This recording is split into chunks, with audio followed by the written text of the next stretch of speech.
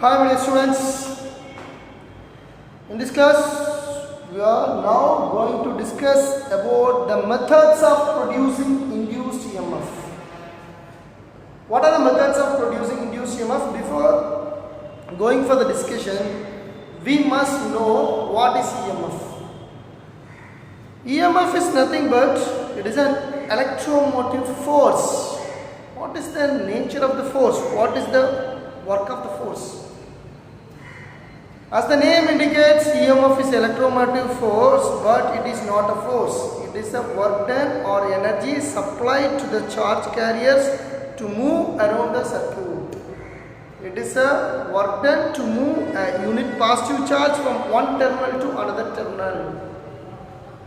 So, which is a work done or the energy which makes the charge carriers in motion.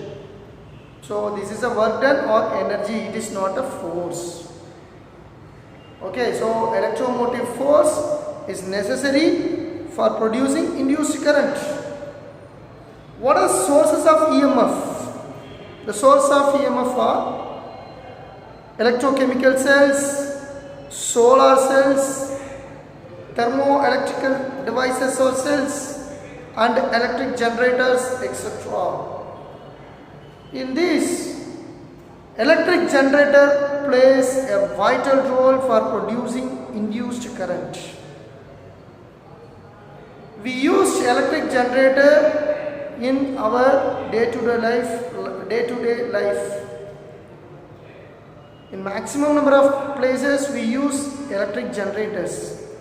Okay, how the generator works? Before we are going to study about the working of AC generator, we must learn some basic concepts. What are the methods of producing induced EMF? Now we very well about EMF, electromotive force, but what are the methods to produce electromotive force? Here, that is the discussion. We are now going to discuss about the methods of producing induced EMF. We know the formula, we know the expression, the Faraday's law. The Faraday's law states that whenever there is a change in the magnetic flux linked with the closed circuit, an EMF will be induced.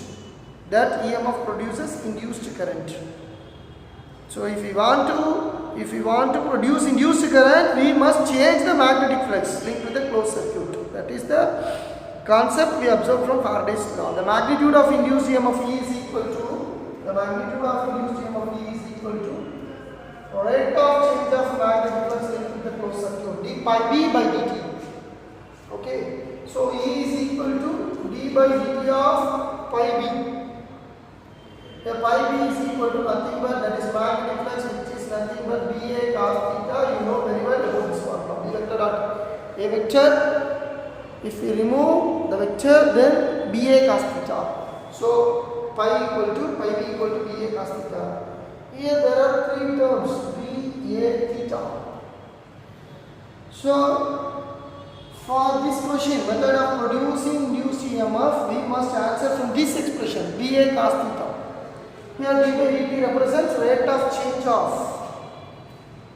So, when we change the magnetic field with respect to time, an EMF will be induced. That is one way to produce induced EMF.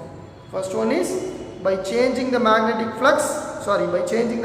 field B with respect to time t, we may produce induced EMF. That is one. Second one, we change the area enclosed by the coil with respect to the time t. We change the area enclosed by the coil with respect to the time t. We induced EMF. That is second method of producing induced EMF. Third one is theta. What is theta? Theta is the relative orientation of the coil. If the coil rotates, its orientation keep on changing with respect to time. So this is one of the way. That means we are keep on changing the theta. We are changing the theta. That means relative orientation of the coil with respect to magnetic field. Then we are able to produce induced EMF. So there are three ways By changing the magnetic field, by changing the area enclosed by the coil, by changing the relative orientation of the coil with respect to magnetic field, we are able to produce induced EMF. Okay, these are the three ways. Here first one I said this, first one I told is what? EMF can be induced by changing the magnetic field. How the magnetic field is induced? This we will learn in the introduction of this chapter, where we study Faraday's two experiment. First one, I think you remember, first one, a coil and a magnet are kept close to each other when we are moving either a magnet or a coil. If we keep the magnet as stationary, moving the coil, or the coil is stationary, we are moving the magnetic flux around the coil changes. In this way, we are changing the magnetic field. From the Faraday's first experiment, the magnetic field B is changed by either by moving the coil or by magnet. Either by moving coil or by magnet, we can change the magnetic field. That is one of the way. Second one is from the second experiment. Second experiment, Faraday used two coils.